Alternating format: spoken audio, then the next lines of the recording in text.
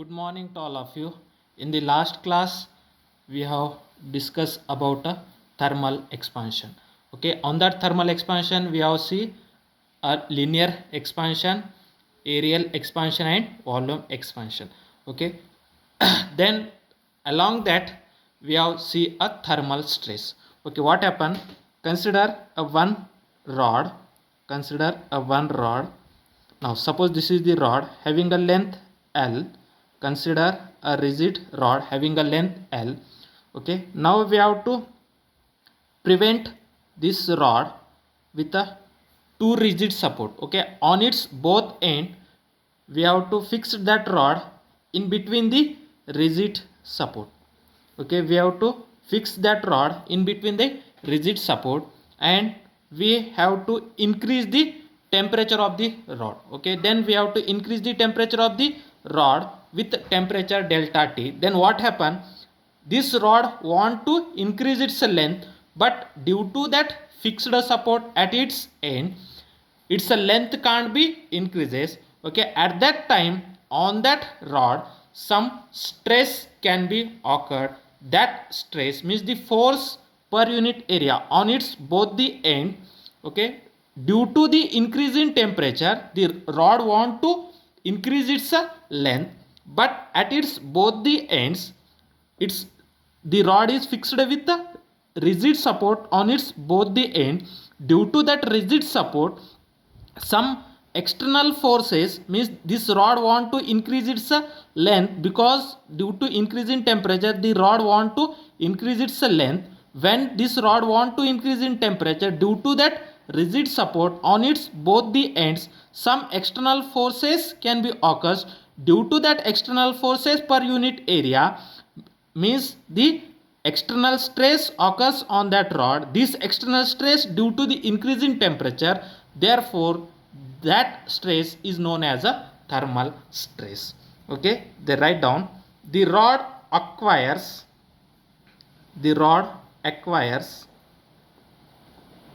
a compressive strain.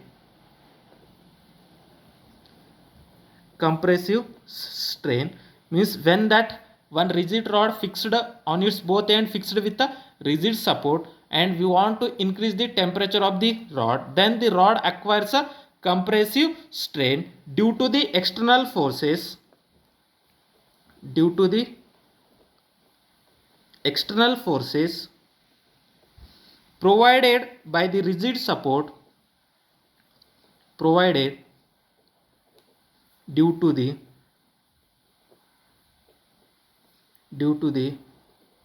rigid supports at its end. Rigid supports at its ends, therefore the corresponding stress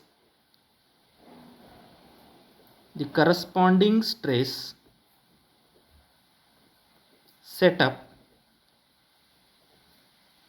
in the rod is called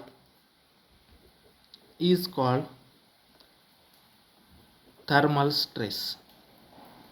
The corresponding stress set up inside the rod is called as thermal stress. Then you know that strain is nothing but change in length divided by original length. Strain is nothing but change in length divided by original length. We know that Young's modulus Y is equal to stress divided by strain.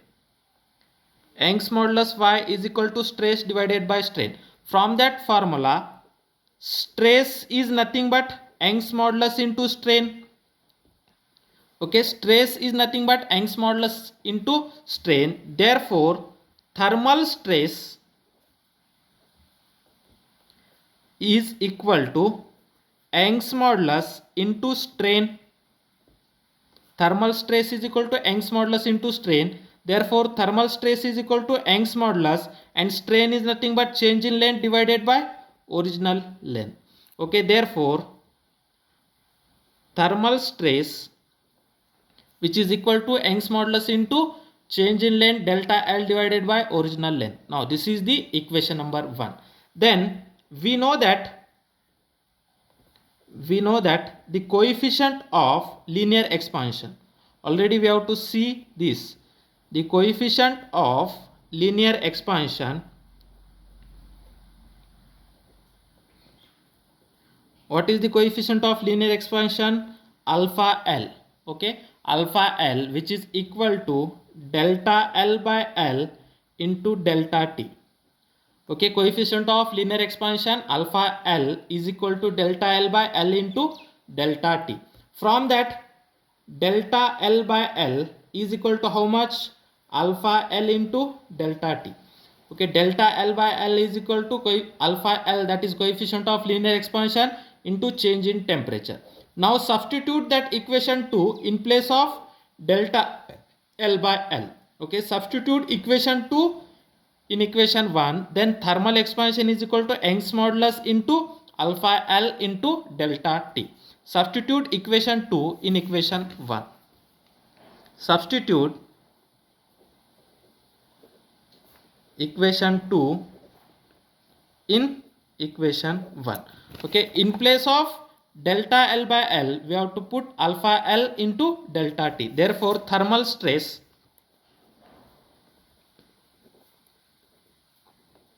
which is equal to Young's modulus into delta L by L is nothing but alpha L into delta T.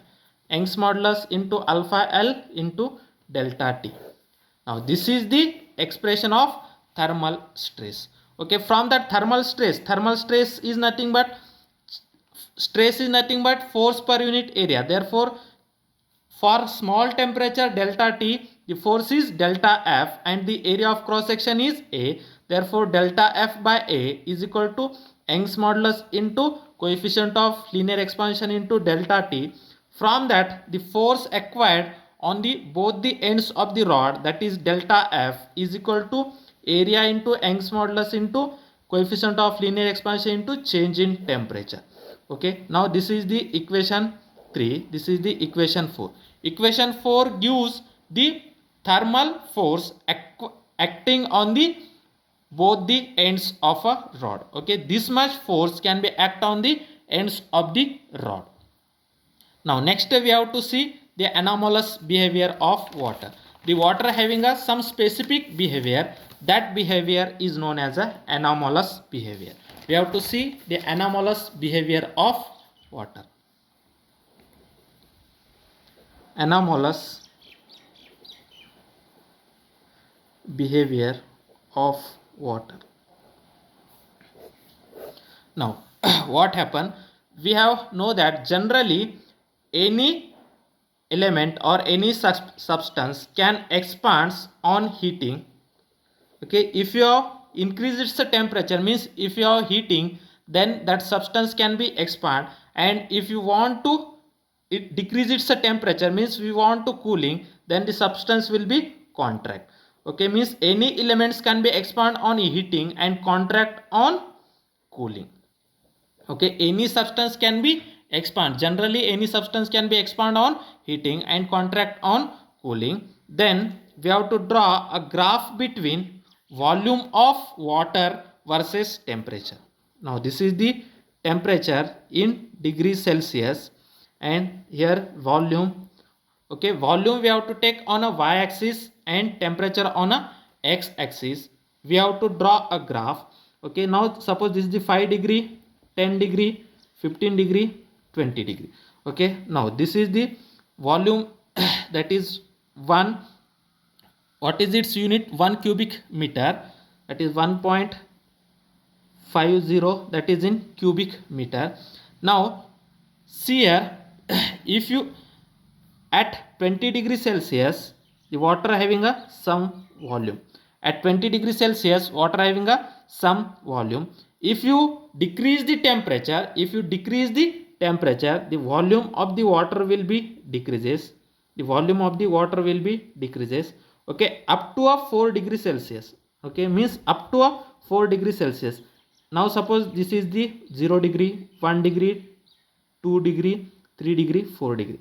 Okay, at 4 degrees Celsius, the water having a some volume. Okay, at 20 degrees Celsius, the volume of the water is some volume. Okay, as we want to decrease the temperature of the water, up at a 4 degrees Celsius, the water having a some volume. Okay, if again we have to decrease the temperature of the water from 4 to 0, then the volume of the water will be increases. Volume of the water will be increases at 0 degree Celsius. At 0 degree Celsius, water having a volume 1.00013. Okay, at 4 degree Celsius, water having a some volume, but water having a minimum volume at 4 degree Celsius. Okay, means at 4 degree Celsius, at 4 degree Celsius, the volume of the water is minimum. The volume of water is minimum. Okay, means at 4 degree Celsius, the water having a minimum volume. Okay, means if you want to decrease the temperature of the water, its volume will be decreases when the water at a 4 degree Celsius having a minimum volume. Again we want to decrease its temperature, the volume will be slowly increases. Means the water having a minimum volume at a 4 degree Celsius. Water having a minimum volume at 4 degree Celsius. Okay, therefore we have to say that the water at 4 degree Celsius is minimum volume. Okay, now similarly we have to draw a graph between temperature in degree Celsius versus density. Okay, density rho. Then you know that density rho is equal to mass per unit volume. Density is equal to mass per unit volume. Means at 4 degree Celsius, water having a minimum volume. When the volume is minimum, means the denominator is minimum, then density is maximum. Means at 4 degree Celsius, the water having a maximum density. At 4 degree Celsius, water having a maximum density. As we increase the temperature, the density will be decreases. As we increase the temperature, the density of the water will be increases. Okay, again if you want to decrease the temperature from 4 to 0, then again the volume will be decreases.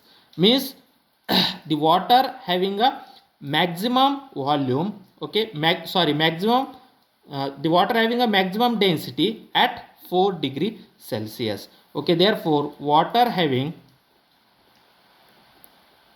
do you know that density is equal to mass per unit volume? The volume of the water is minimum at 4 degree Celsius. When the volume is minimum, density is maximum. Therefore water having maximum density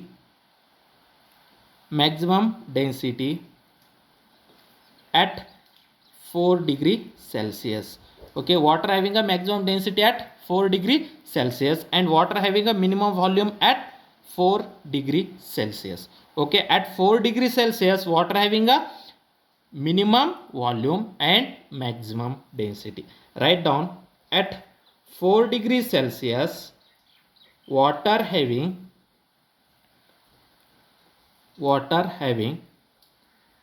minimum volume and maximum density. Okay, means the water having a minimum volume and maximum density at 4 degree Celsius. This is the very important property of water. This property of water is known as anomalous behavior of water. Means at 4 degree Celsius, water having a minimum volume and maximum density. Okay, this anomalous behavior of water having a many applications. Okay, then consider a one lake. Now we know that some lakes or sea, in some areas the temperature is below to that of 0 degree Celsius. Okay, means in some areas the temperature of the atmosphere is very low. On that area, what happen? Now suppose we have to consider that this is the lake. Okay, then inside that lake or ponds, inside that, now suppose consider that this is the lake or pond. This lake is filled with the water. Inside that lake, some desert animals or plants are present inside that water. Okay, some animals or plants are present inside the lake. Okay, now consider that this is the system. Now this is the system, and the other parts is surrounding. Other parts is surrounding. Now suppose that the surrounding temperature is 10 degrees Celsius. The surrounding temperature is 10 degrees Celsius. Okay, then the whatever the upper surface is there, the upper surface is means the system, the upper surface of water layer means the upper layer of system is attached with the surrounding. The surrounding having a temperature is 10 degrees Celsius means the upper surface is also having a temperature is 10 degrees Celsius. When that temperature is decreases, now the temperature is 6 degrees Celsius, then the upper layer is also the temperature is 6 degrees Celsius. When the surrounding temperature goes to a decrease to a 4 degrees Celsius, when the upper surface means when the surrounding temperature is 4 degrees Celsius, at that time the upper surface of water layer means the upper surface of water layer, this upper surface is also having a temperature is 4 degrees Celsius. Means when the temperature is 4 degrees Celsius, when the upper surface layer of temperature is 4 degrees Celsius, then we know that at 4 degrees Celsius the water having a minimum volume and water having a maximum density. Means the upper layer are having a maximum density. Okay, then whatever the upper layer is there, that upper layer of water having a maximum density. When the surrounding temperature is 4 degrees Celsius, when surrounding temperature becomes 4 degrees Celsius, upper layer of water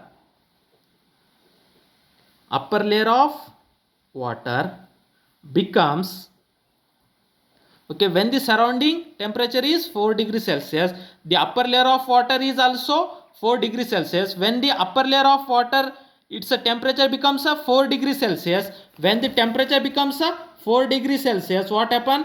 The water having a maximum density. Okay, when the temperature becomes a 4 degrees Celsius, then upper layer of water becomes a maximum density. Okay, maximum density.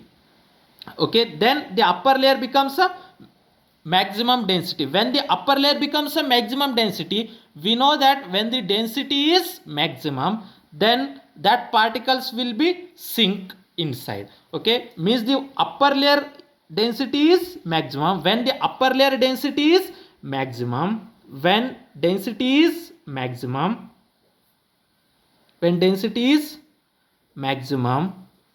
then it sinks inside. Okay, when the density of upper layer becomes a maximum, then it can start to sink inside.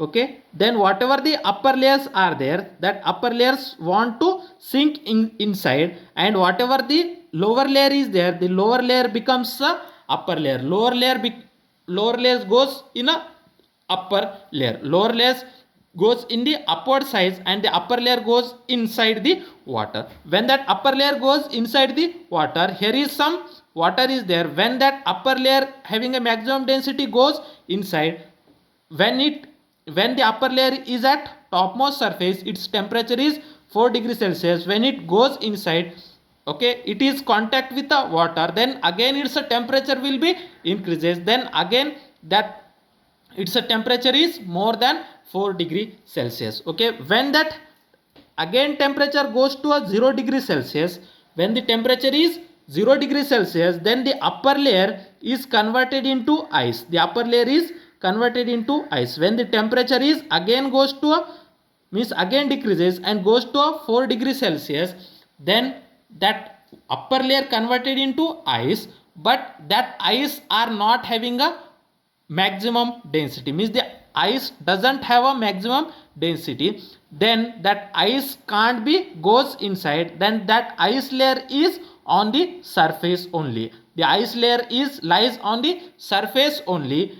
In that case, what happens when the temperature becomes a 4 degrees Celsius, only upper layer of that lake, upper layer of lake is converted into ice, and the lower and the all lower layer of lakes is only water is present. Therefore, whatever the inside plants and animals are present, that plants and animals are surviving inside that water. Okay, this is the behavior of water. Due to that behavior, that animals and plant inside the lakes are not damaged. Okay, if the water doesn't having a this property, then all that means, if the water doesn't have a maximum density at 4 degrees Celsius, okay, then all that water becomes a ice. This would not be happens, because at 4 degrees Celsius water having a maximum density,